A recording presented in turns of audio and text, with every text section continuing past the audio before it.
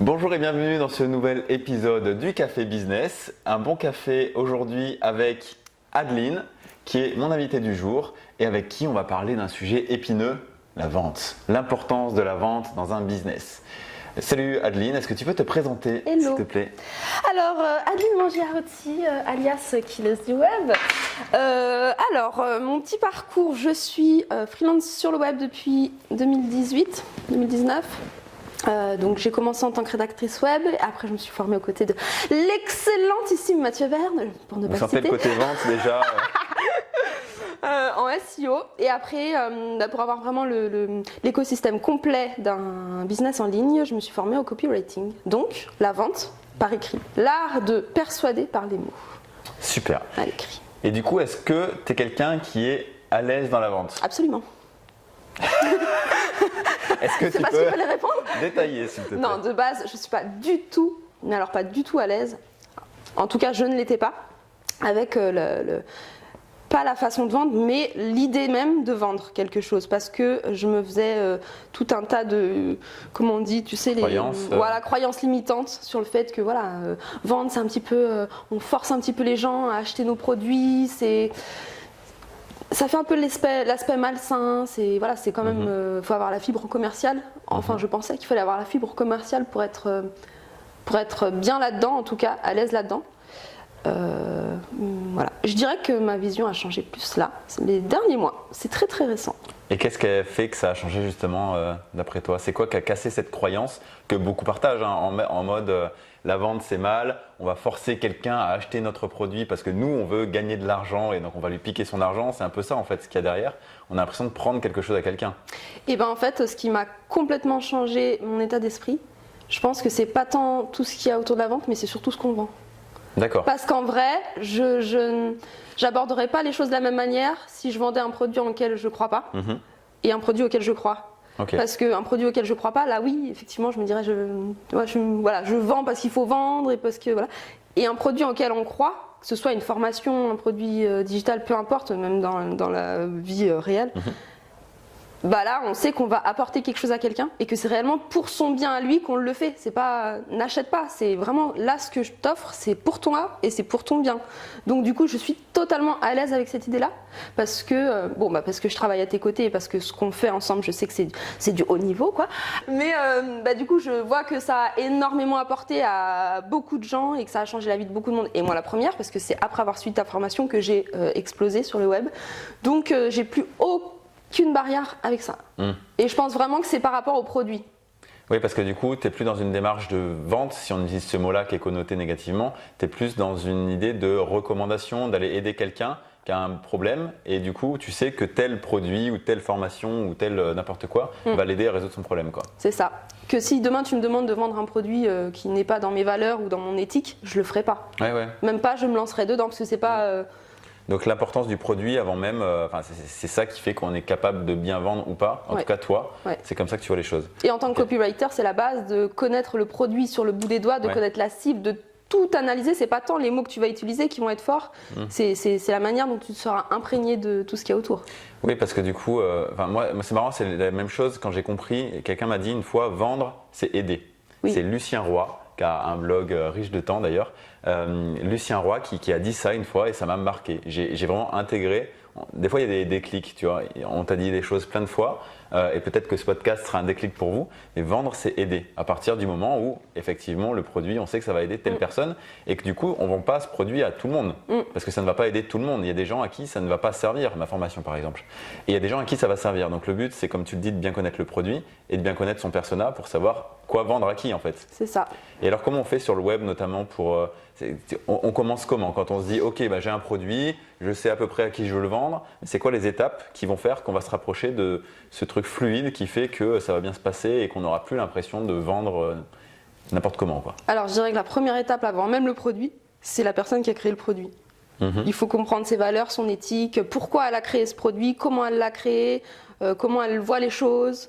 En fait, on fait une espèce d'interview questionnaire déjà avec la personne qui vend ce produit-là de base pour comprendre tout ça. Ensuite, on analyse forcément le produit et ce qu'il y a dedans.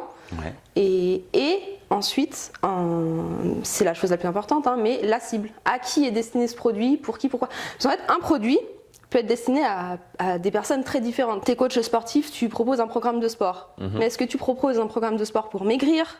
Est-ce que tu proposes un programme de sport pour les femmes qui viennent d'accoucher, qui veulent retrouver la ligne? Est-ce que c'est pour les personnes qui ont des problèmes articulaires? En fait, un seul produit peut être donc du coup, tu le vends pas du tout de la même manière. Donc c'est très très important de connaître la cible et à qui tu le vois prédestiné. Et comment tu fais après, justement, une fois que tu as défini ta cible? Déjà, comment tu l'as définie ta cible? Première question.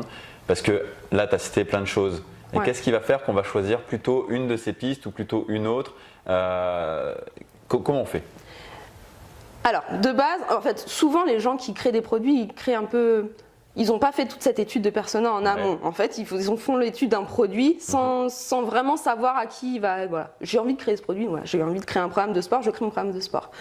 Et c'est après qu'ils se posent toutes ces questions de spécialisation. En fait, quand c'est trop général, tu t'adresses. S'adresser à tout le monde, c'est s'adresser à personne. Cette phrase aussi, elle ressort beaucoup, mais c'est vrai. Mais c'est vrai. Ça va pas être assez personnalisé pour que les gens aient envie de suivre ton programme. La chose à privilégier quand on en a la capacité, c'est d'avoir déjà fait des tests sur des personnes. Par exemple, tu lances ton programme de sport. Tu l'offres, entre guillemets, voilà, à 3, 4 personnes pour qu'ils suivent ton programme. Donc, si tu es intéressé par les personnes enceintes ou par les personnes, tu peux prendre différentes cibles et voir en fait à qui ça correspondait le mieux. Et ensuite, l'idée c'est de les interviewer, c'est de voir quelles ont été leurs problématiques lors de ton produit, etc. Qu'est-ce qui pourrait être amélioré, voilà, tout ça quoi. En fait, le mieux c'est vraiment d'avoir des retours, mais vraiment des retours concrets et réels de ta cible quoi. Tu vas pas chercher les infos là où elles sont pas. C'est toujours interroger ton audience, interroger les personnes qui te suivent quoi, tout simplement. Donc plus on va discuter avec sa cible et plus on va la comprendre et plus on va pouvoir se mettre dans sa peau et lui parler de ce qui est vraiment important pour elle. En fait. Voilà. Après, il y a d'autres manières de faire. Par exemple, être dans des groupes Facebook où il y a ta cible pour voir comment elle discute, quelles sont ses problématiques du moment, parce que tu peux avoir des évolutions aussi. Mais le mieux, c'est quand même d'être en 2 à 2. Que ce soit par téléphone, que ce soit par écrit, que ce soit. Voilà, il y a plein de manières de faire. Après, chacun est à l'aise comme il le sent. Quoi. Et alors, à l'écrit, quand on vend à l'écrit, c'est ça qu'on appelle du copywriting. Comment on s'y prend pour faire un bon copywriting? C'est quoi les ingrédients d'un bon copywriting? Je pense, de base, c'est l'empathie. Il faut vraiment se mettre dans la tête de la personne à qui est destiné ton produit. Si tu ne sais pas faire ça, peu importe le produit, si tu ne sais pas faire ça, tu ne seras pas persuasif à l'écrit. Donc discuter avec la personne, mais faire preuve d'empathie pour ressortir vraiment les éléments. Il faut que tu rentres dans sa tête, que tu comprennes. Alors, il y a l'idée du persona. Marie a 33 ans, elle habite à Paris dans un T3. Non mais en fait, on s'en fout.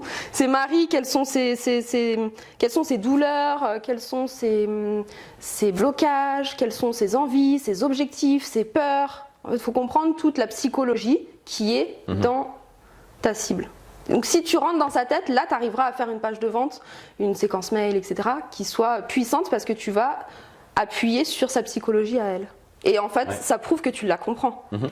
Et ça, comment tu le retranscris en texte pour lui montrer, pour qu'elle, quand elle va lire la page, elle ressente que tu l'as compris et que le produit répond vraiment à ce qu'elle a besoin, ou au contraire que ce n'est pas la cible et qu'il ne faut pas qu'elle achète parce que c'est pas ça qu'elle va rechercher.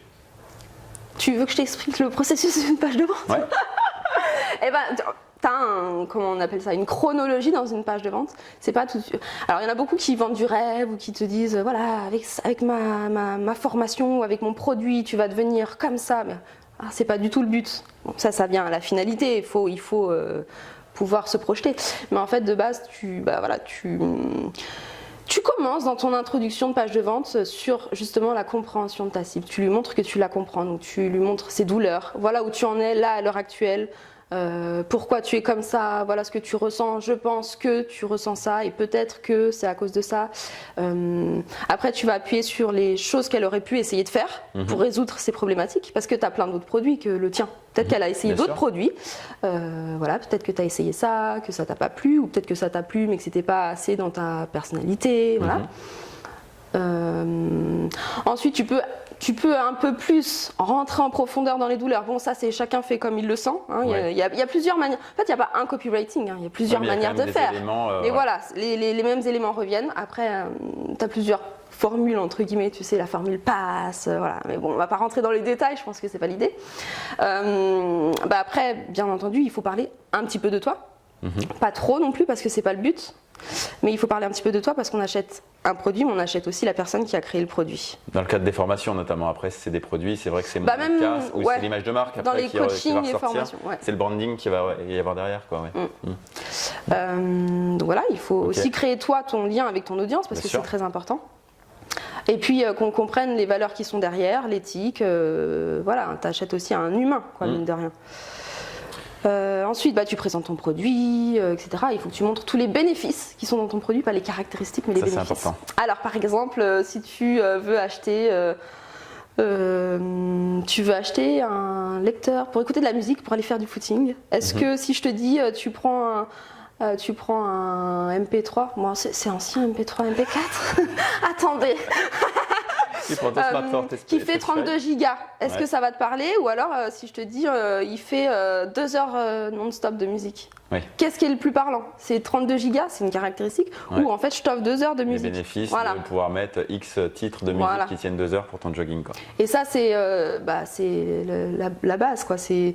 On est souvent en mode caractéristique, description du produit, etc. Mais les gens, ce qu'ils veulent, c'est le bénéfice du produit. Est-ce que j'achète 1 kilo de patates ou est-ce que j'achète 1 kilo de patates à purée pour faire de la purée onctueuse et lisse, sans grumeaux, en 5 minutes? Ouais, carrément. Les bénéfices. Voilà. Ok. Et donc voilà, ensuite, très important, les témoignages. Les retours d'anciennes personnes qui auraient acheté un produit, une formation, suivi un coaching, etc. Comment on appelle ça, l'autorité, la puissance sociale. Voir que des gens ont acheté ça et qu'ils ont réussi. Ils ont eu les bénéfices que tu exprimes dans la page de vente finalement, et déjà des gens qui sont passés par là, qui ont eu vraiment ce problème-là et qui l'ont solutionné ou qui ont trouvé des réponses à ça. Et ça prouve que c'est pas juste toi qui parle de ton produit, mais qu'il y a des gens qui l'ont vraiment suivi et qui ont été satisfaits. Ça valide, c'est ça. Ouais. Ça. Okay. Qu'est-ce qu'on aurait forcément des foires aux questions dans les pages de vente obligatoires, hein, pour répondre aux questions que se poserait encore ta cible à la fin de la page de vente. Il y en a encore toujours. Et puis l'étape importante, se projeter. Voilà, avec ça, comment tu pourrais être dans un an? Comment tu vois? Qu'est-ce que je t'offre moi la possibilité de faire dans un an avec ça? Ok. Et le prix, en fin de compte, c'est pas du tout la chose essentielle d'une page. C'est une caractéristique. Voilà. Il faut la connaître, comme les caractéristiques, mais c'est pas l'élément central de la page. C'est ça. C'est quelle plus-value tu apportes à la personne. Et d'ailleurs, c'est pour ça qu'en vente, il faut pas forcément parler du prix tout de suite. Parce que sinon tu te grilles, la personne va en gros se contenter de se dire c'est cher, c'est pas cher d'après ses convictions et sans savoir vraiment ce que ça va lui apporter.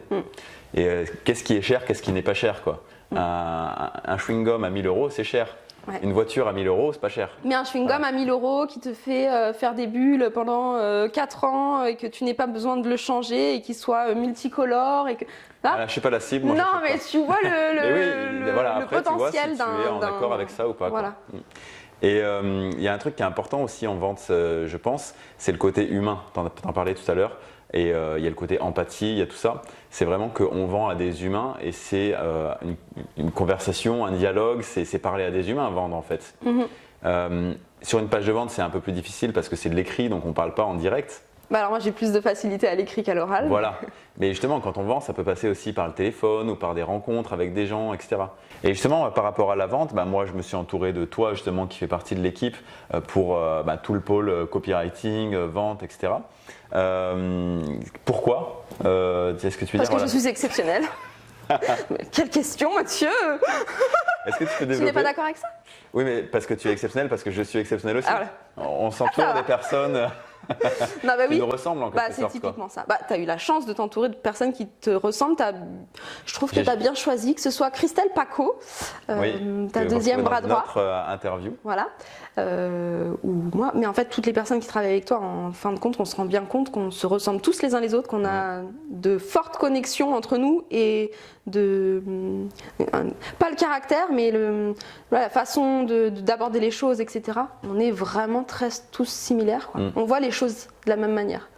Donc, c'est hyper important pour vendre de toi, d'une part, de t'entourer des bonnes personnes qui ont la même éthique, les mêmes valeurs et qui vont pas vendre pour vendre ou qui vont pas communiquer d'une manière que tu n'aimerais pas. En fait, on parle de la même manière que toi. C'est comme pour un article de blog, comme pour tout. En fin de compte, faut parler au nom de la personne pour laquelle tu travailles, quoi. Ça fait une unité en fait. C'est une image de marque de Mathieu Verne. Bon là, en l'occurrence, c'est pas une marque, c'est du personal branding. Mais finalement, il faut que tous les contenus, même si c'est pas moi qui rédige une page de vente ou un article de blog, il faut que ça transpire mon image de marque, quoi. C'est ça. Et que ce soit ça qui transparaisse. Et donc que l'équipe soit composée de personnes qui ont la même fibre, les mêmes valeurs, qui ressortent les mêmes choses et que ce soit naturel, que ce soit pas forcé. Oui, et qui te comprennent en fait. Ouais. Oui, c'est ça. Qui te comprennent. Et Pour qu'ensuite, voilà, tu es au niveau vente, mais pas que vente, mais en fait tout, que ce soit pour le suivi des élèves, pour le suivi de ton business au quotidien, pour que tout soit en cohérence et que ça transpire auprès de ton audience et qu'ils disent « Ah, mais je me reconnais dans cette équipe-là ». Ouais, tout à fait. Voilà. Ok. Bah écoute, est-ce que tu veux rajouter quelque chose sur la vente ou le copywriting? Achetez la formation Mathieu. Alors Mathieu a plusieurs formations. J'ai le droit de non. Ah bon, on mettra les liens en description. Voilà. Non mais oui, non mais alors voilà, Mathieu a une super formation pour les rédacteurs web. D'abord, il faut le dire, je l'ai suivie, elle a changé ma vie, clairement, sur le web.